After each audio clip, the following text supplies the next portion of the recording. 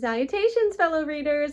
I'm really excited that my very first reading vlog is going to be for The Court of the Dead by Riordan and Oshiro. It's the sequel to their first collaboration, The Sun and the Star. Both of them are about the demigod Nico D'Angelo, son of Hades, who is my absolute favorite character from Rick Riordan's universe. This reading vlog will not contain any spoilers, but I will share some quotes from the book that I like, as long as they don't spoil anything about the plot. I pre-ordered The Court of the Dead months in advance, so here's my reaction to unboxing it when it arrived. It's here, it's here, it's here, it's here, it's here!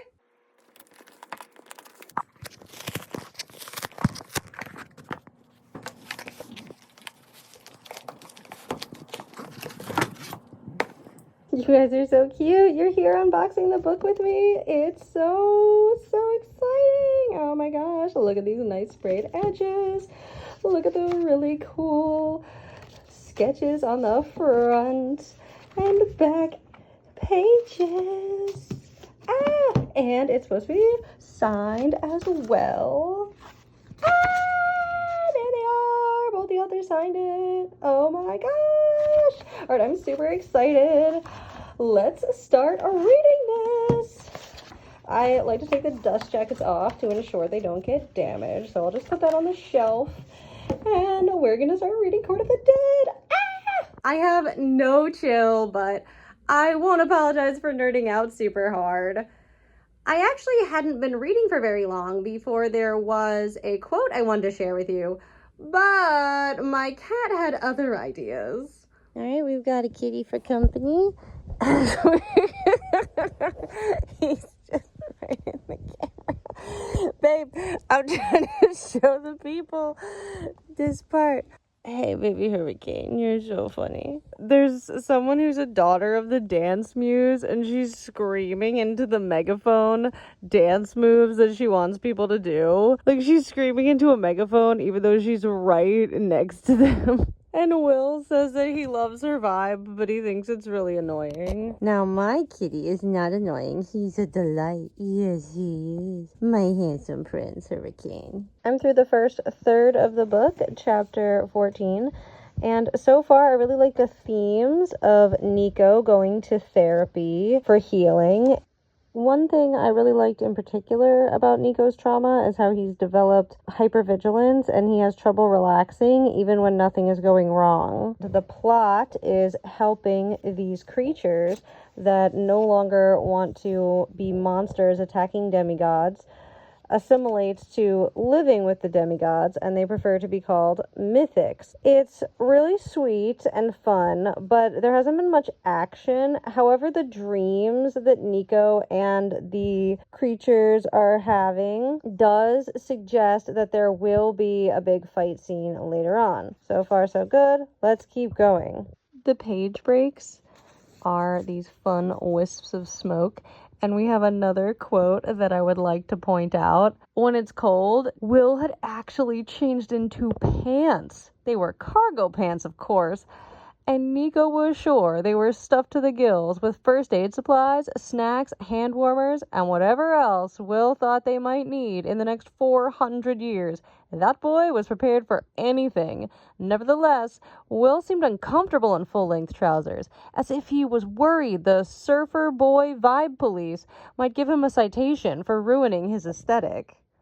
And then it continues further down the page with the Cocoa Puffs, little demons that are the personification of Nico's emotions. They kind of remind me of the soot balls in Spirited Away, saying, the puffs bounced around Will's feet, looking up at him with their demonic puppy dog eyes, probably hoping he'd drop some food they could gobble out. The puffs were smart. They knew Will was the guy with the snacks.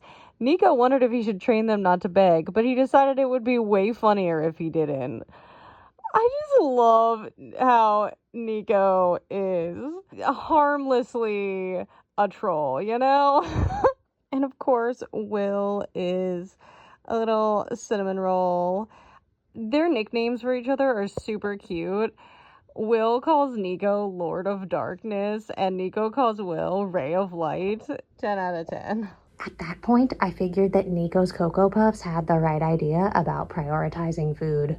Time for a snack break. So I got these Reese's Oreos because I love both Reese's and Oreos. Chocolate and peanut butter, right? What could be bad about that? Look at this beautiful white and milk chocolate with peanut butter and cookie inside.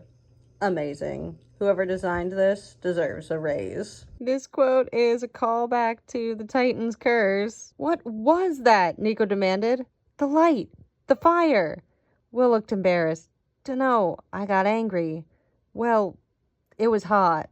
Will shrugged. I am the son of the sun god. That's not what I meant, said Nico.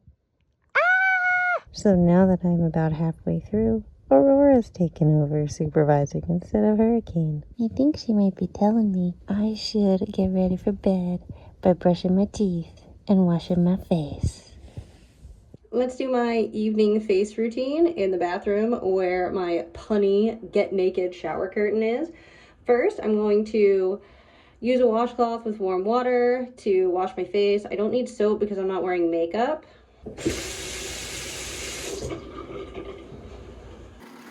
Okay, next I'm going to put some retinol on because it's evening. You don't want to use this during the morning when you're going to go out because it makes your skin more sensitive to the sun. Then I'm going to moisturize with shea butter.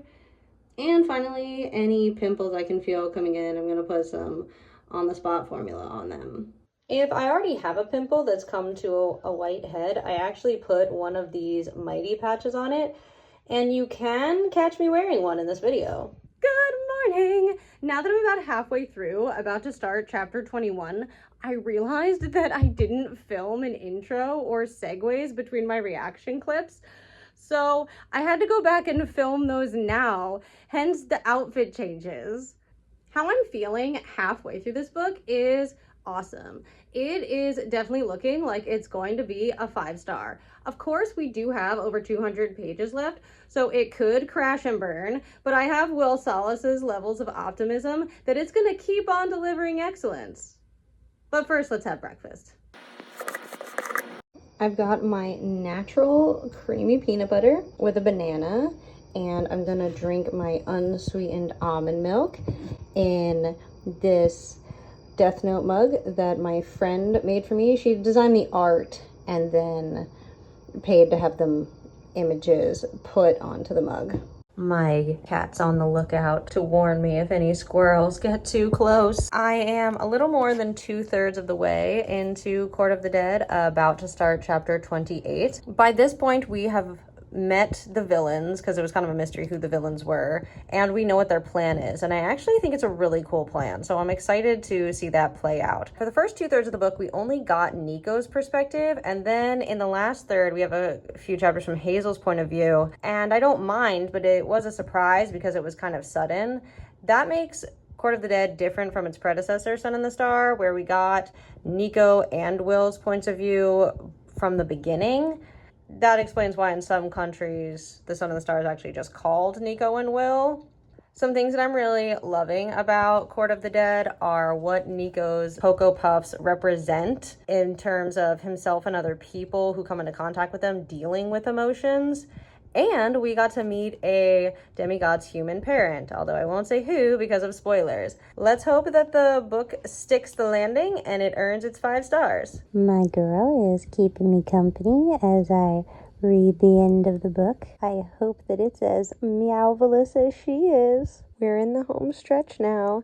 We have this much left, and I think some of it might be bonus content, so probably just a few pages from the official ending. I will say that I found the final battle to be absolutely hilarious. I laughed out loud multiple times. Of course, there was danger too, but it was a really good time. And I'm hoping it's going to end on a sweet note. We'll see. Bonus content. Warning shows they contain spoilers, so I might not be able to talk about them with you. Full review coming up. It's time to read and review Court of the Dead by Riordan and Oshiro. The previous book, The Sun and the Star, I gave 4 out of 5 stars because while I absolutely loved it, I had to acknowledge that it was not advertised correctly because it was advertised as a standalone, and it does not work as one. It references a lot of minor characters like Meg and Michael Yu and doesn't explain who they are because the book expects you to know. Versus Court of the Dead actually doesn't have that problem.